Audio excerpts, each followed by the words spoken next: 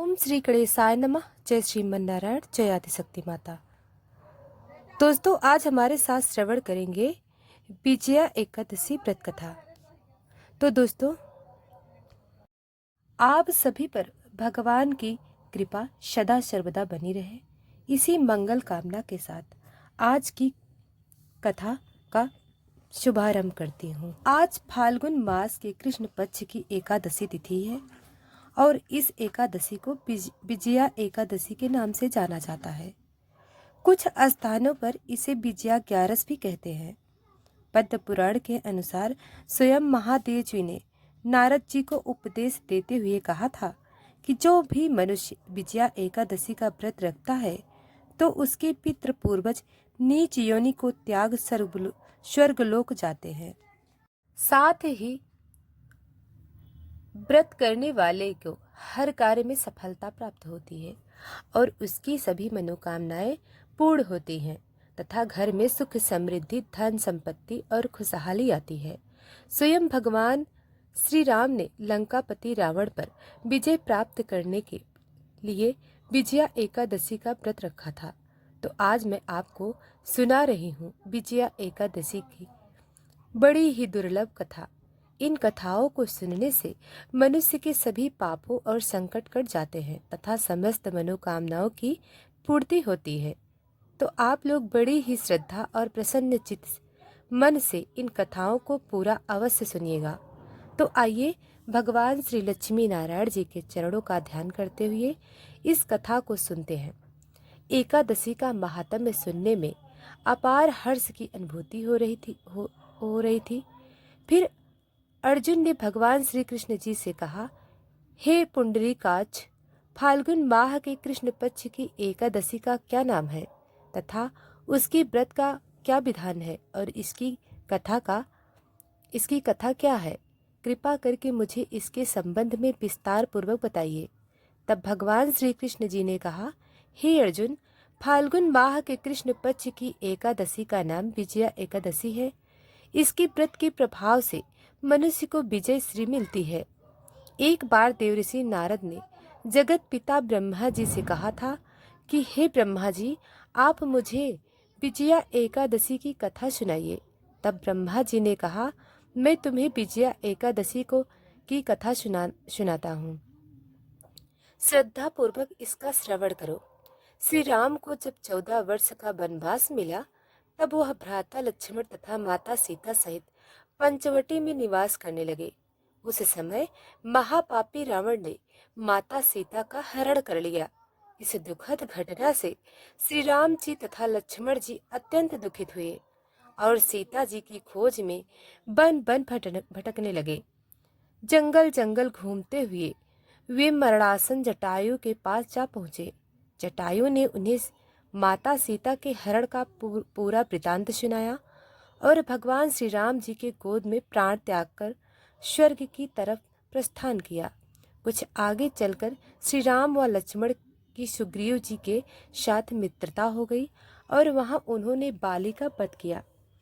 श्री राम भक्त हनुमान जी ने लंका में जाकर माता सीता का पता लगाया और माता से श्री राम जी तथा महाराज सुग्रीव की मित्रता का वर्णन सुनाया।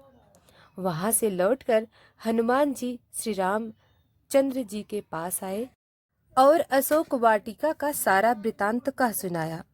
सब हाल जानने के बाद श्री रामचंद्र जी ने सुग्रीव जी की सहमति से बानरों तथा भालुओं की सेना सहित लंका की तरफ प्रस्थान किया। समुद्र किनारे पहुंचने पर श्री राम जी ने विशाल समुद्र को मगरमच्छों से भरा देखकर लक्ष्मण जी से कहा, हे लक्ष्मण, अनेक मगरमच्छों और जीवों से भरे इस विशाल समुद्र को कैसे पार करेंगे?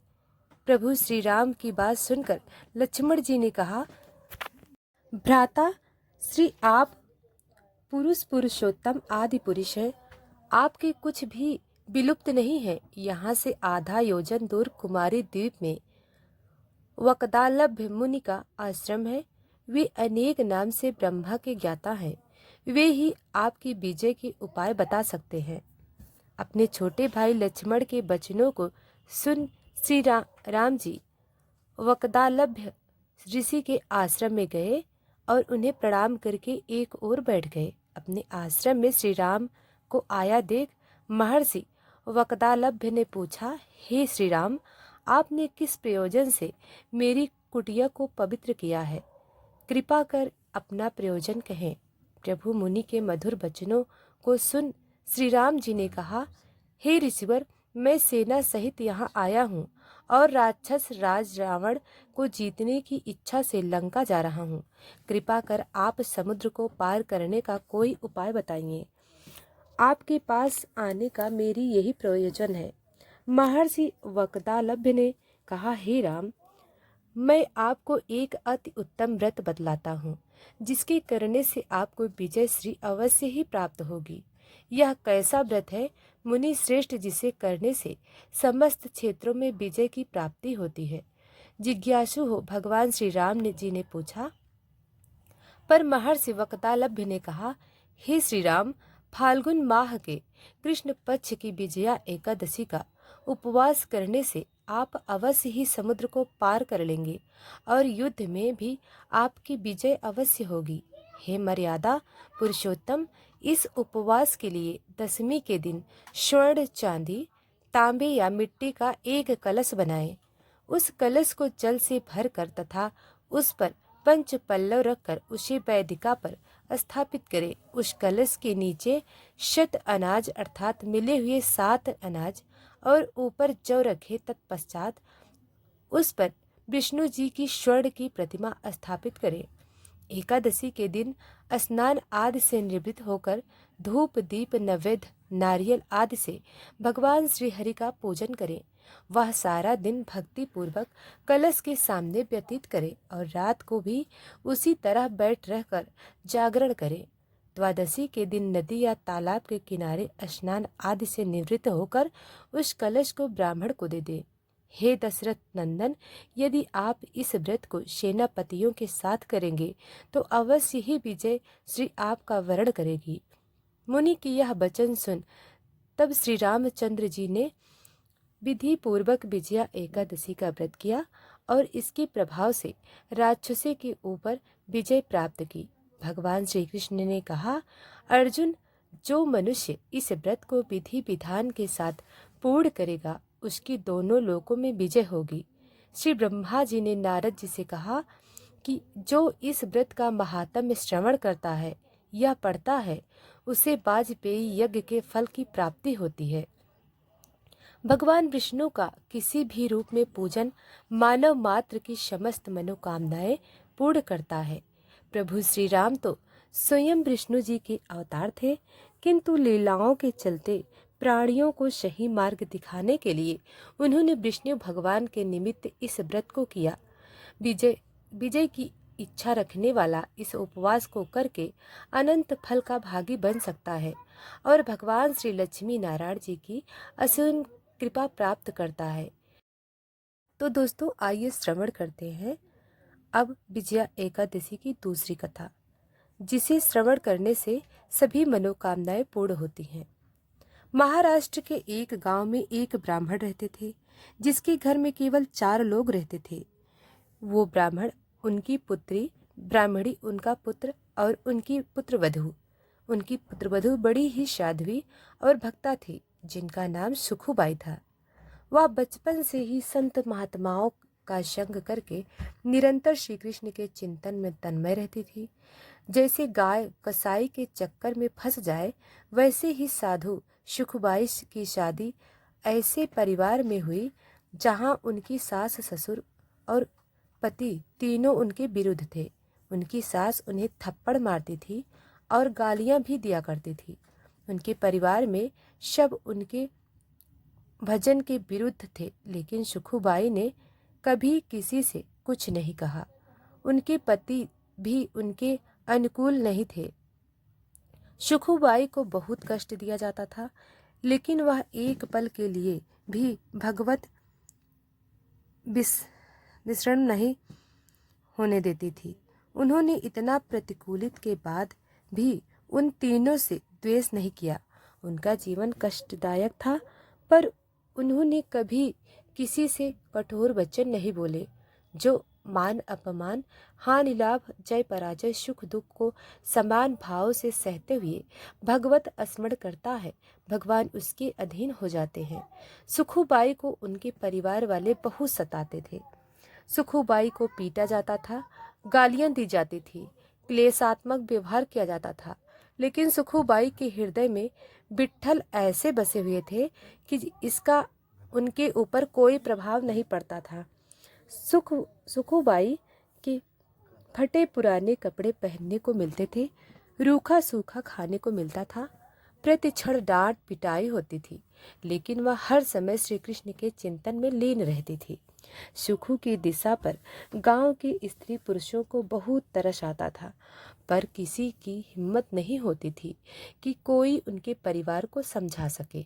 सुखूबाई मन ही मन भगवत कृपा का अनुभव करते हुए सोचती कि कितने कृपालु हैं श्री कृष्ण। यदि मेरे पति, सास या ससुर मुझसे प्यार करते तो श्री कृष्ण के प्यार में बाधा पड़ जाती।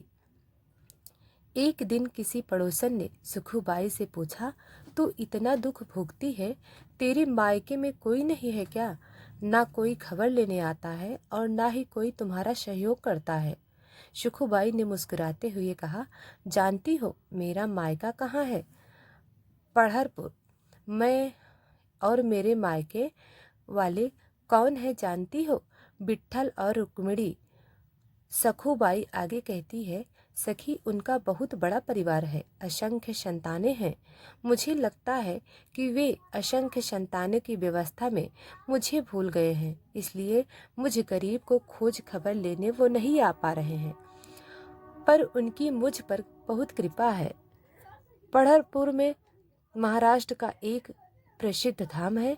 यहाँ एकादशी का बड़ा मेला लगता है, जिसमें भगवान श्री विट्ठल जी के दर्शनार्थ लाखों नर नारी दूर दूर से नाम कीर्तन करते हुए, नृत्य करते हुए उत्साहपूर्वक पढ़रपुर की यात्रा करते हैं। जब यात्रा का दिन आया तो भक्तों का मंडलियां कीर्तन करते हुए, नाचते हुए पढ़रपुर के लिए चारों ओर दल बना बना कर जाने लगे।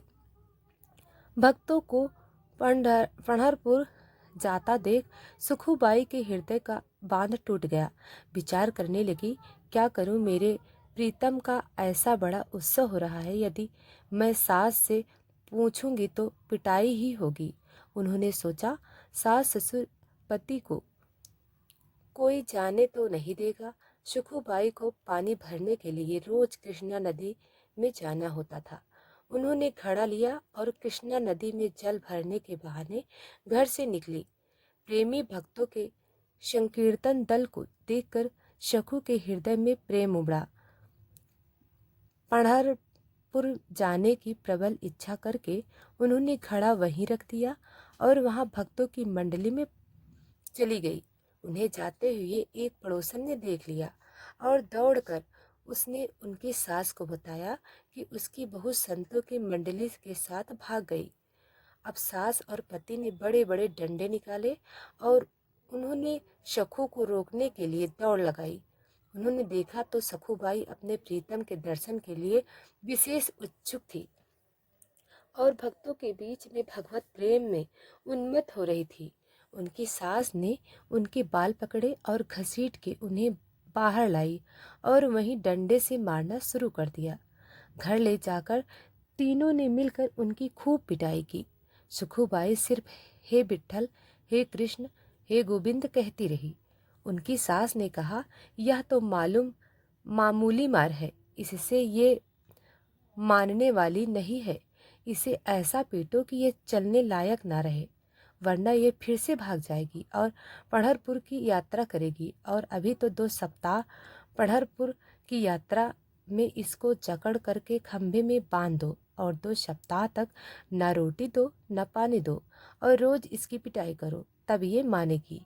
सास की आज्ञा पर सखूबाई को उनके पति और ससुर ने बांध दिया, उनकी पिटाई की और उन्हें भोजन देना बंद कर दिया। उनके हृदय में यह दुख नहीं था कि मुझे बांध दिया गया है, मुझे मारा गया या मुझे गाली दी गई। उनके हृदय में बस एक पीड़ा थी कि हे कृष्ण, आपके भक्तों के बीच में मुझे कितना सुख मिला। पहली बार जीवन में भक्त मंडली में मुझे नाचने को मिला। मैं आपके दर्शन के लिए जा रही थी, परंतु मेरी सामर्थ्य नहीं कि मैं इस जन्म में इस नरक से निकल सकूं। हे करुणानिधान, क्या ऐसा नहीं हो सकता कि मैं इस जन्म में आपके दर्शन कर पाऊं? क्या मैं आपके मंदिर में आकर आपके भक्तों के बीच में नहीं नाच सकती? सुखुबाई आंसू बहाते हुए रो रही थी कि हे कृष्ण, ऐसा कुछ उपाय करो कि मैं आपके दर्शन कर सकूं।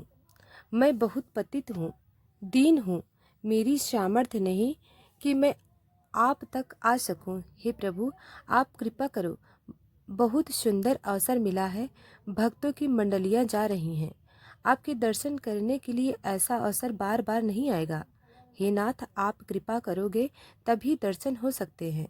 मेरा सामर्थ्य नहीं है कि मैं इसके चंगुल से छूट सकूं। जब भक्त तकलीफ में हो तो हरि को चैन कैसे पड़ सकता है?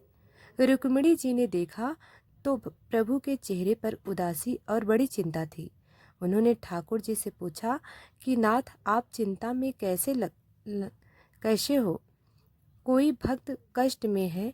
भगवान ने कहा, हाँ, एक ऐसी भक्त है जिसको बहुत पीटा जा रहा है, क्लेश दिया जा रहा है। वो मुझसे मिलना चाह रही है और उसको बांध दिया गया है। आपको थोड़े दिन के लिए हमसे विरह सहना पड़ेगा, क्योंकि हमें कुछ दिन वहाँ रहना पड़ेगा, तभी बात बनेगी। रुक्मिणी जी ऐसा कहकर प्रभु तत्काल सुखुबाई के समीप गए। प्रभु ने एक बहुत सुंदर नवयुवती का रूप धारण किया और बोले, सखुबाई, मैंने सुना है तुम पढ़रपुर जाना चाहती हो, चलोगी मेरे साथ पढ़रपुर? सुखुबाई ने आंख खोली और कहा, सखी, मुझ पापिनी के भाग्य में ऐसा कहाँ कि मैं भक्त मंडली के साथ पढ़रपुर जाऊं।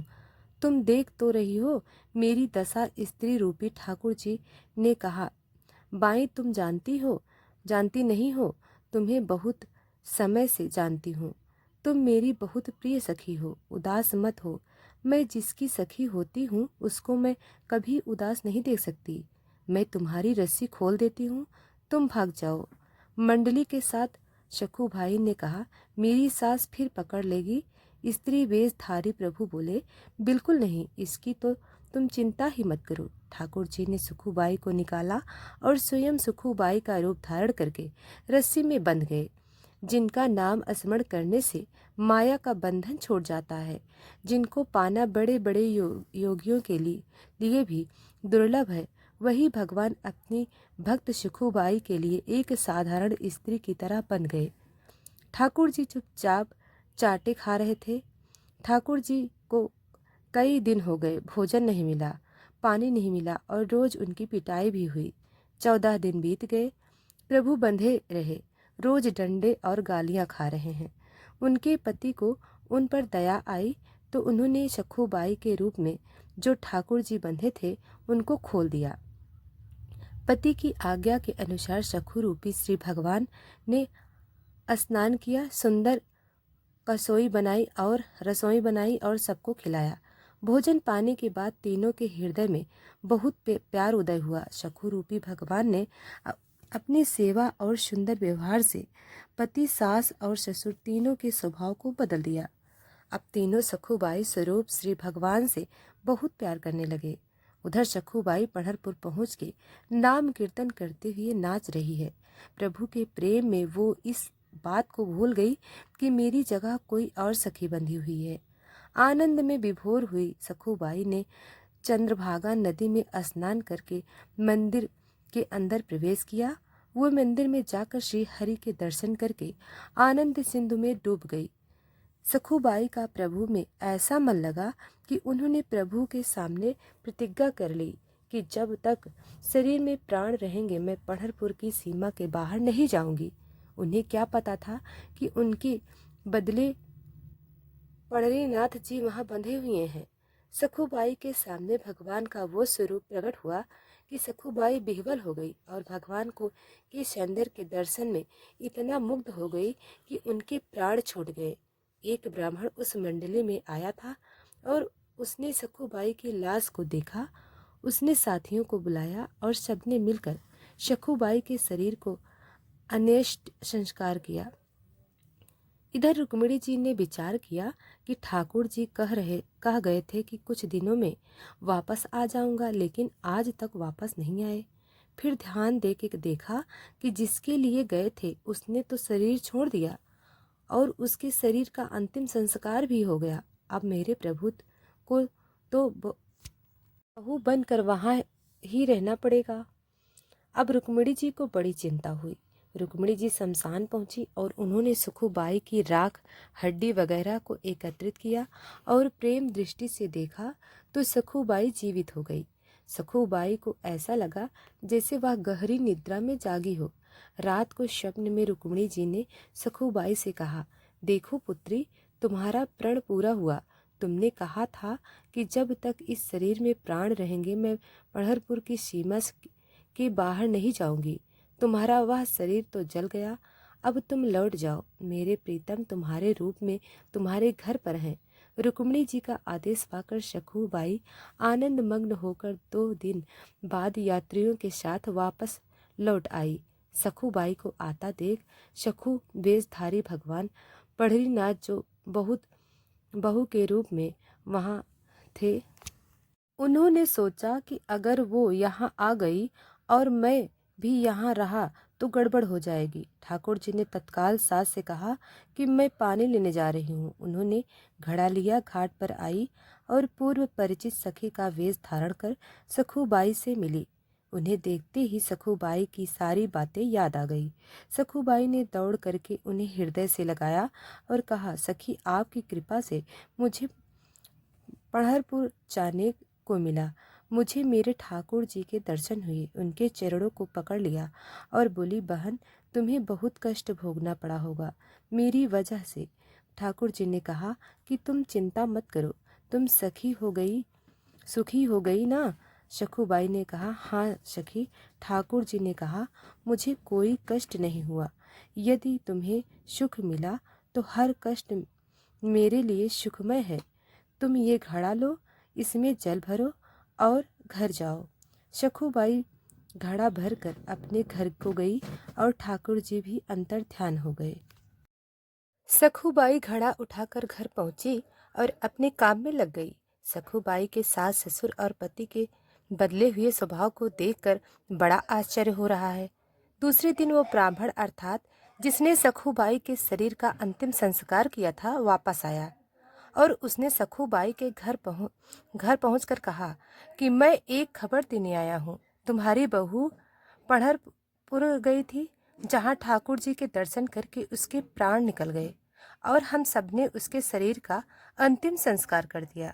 परिवार वालों ने कहा कि हमारी बहू तो घर के अंदर है। आवाज लगाई, सखूबाई सामने आ गई। सखूबाई को देखकर ब्राह्मण के होश उड़ गए। ब्राह्मण के बहुत कहने पर उन्होंने खूब सखू को अपने पास बुलाकर पूछा कि हमने तुम्हें यहाँ बांध रखा था, लेकिन ये कहते हैं कि तुम पंढरपुर में गई और वहाँ मर गई, कैसी बात है? ये सखूबाई ने कहा, ये जो कह रहे हैं बिल्कुल सत्य है। जिस समय आपने मुझे बांध रखा था उसी समय कोई नव युवती स्त्री आई थी और उसने मेरी सहायता की और मुझे खोल दिया। मैं भक्तों के साथ पंढरपुर गई और वो यहाँ बंधी रही। मुझे तो वहाँ भेज दिया और स्वयं आपका प्रतिकूल व्यवहार सहती रही। मैं पंढरपुर गई थी, वहाँ एक दिन मैं बेहोश भी हो गई थी। बाद में मुझे मालूम हुआ कि मैं मर गई थी और मेरे शरीर को जलाया गया था, पर रुक्मिणी जी ने मुझे फिर से जिंदा कर दिया और वापस भेज दिया। मैं जब नदी के पास आई तो वह युवती जिसने मुझे खोला था वह मुझे घड़ा देकर चली गई। आप लोग जानते हैं वो युवती कौन थी? सास ससुर और पति ने कहा, हमें तो पता नहीं। सखूबाई ने कहा, जब वो चली गई तो मुझे पता चला कि वो मेरे पांडुरंग विट्ठल ही थे। आप लोगों का बड़ा सौभाग्य है कि आपको मेरे इष्ट के दर्शन हो गए। यह सुनते ही सखूबाई के सास ससुर और पति उनके चरणों में गिर पड़े और कहा कि हमने तुम्हें पहचाना नहीं। हमारे घर में ऐसी परम भक्त, परम साध्वी रहती है जिसके अधीन श्री भगवान है। हमने तुम्हें बहुत सताया, हम पर कृपा करो। संत सखुबाई ने सास ससुर और पति को भक्त का उपदेश दिया। तीनों भजन परायण होकर सखुबाई की कृपा से भगवत धाम को प्राप्त हो गए। शास्त्रों में कहा गया है, हरि हमें हर क्षण देख रहे हैं, कभी निराश मत होना। चाहे जितना दुख क्लेश आए, आपको दुख क्लेश देने वाले व्यक्ति को कभी क्लेश देने का विचार मत करना, आनंदित होकर सहन करना। तो हरि कृपा करके आएंगे और आपके हृदय से लगा लेंगे। इससे हमारा जन्म जन्मांतर का दुख दूर हो जाएगा। तो दोस्तों, अभी तक वीडियो को लाइक सब्सक्राइब नहीं किया है तो अभी कर ले और कमेंट बॉक्स में जय श्रीमन नारायण जरूर लिखिएगा। धन्यवाद।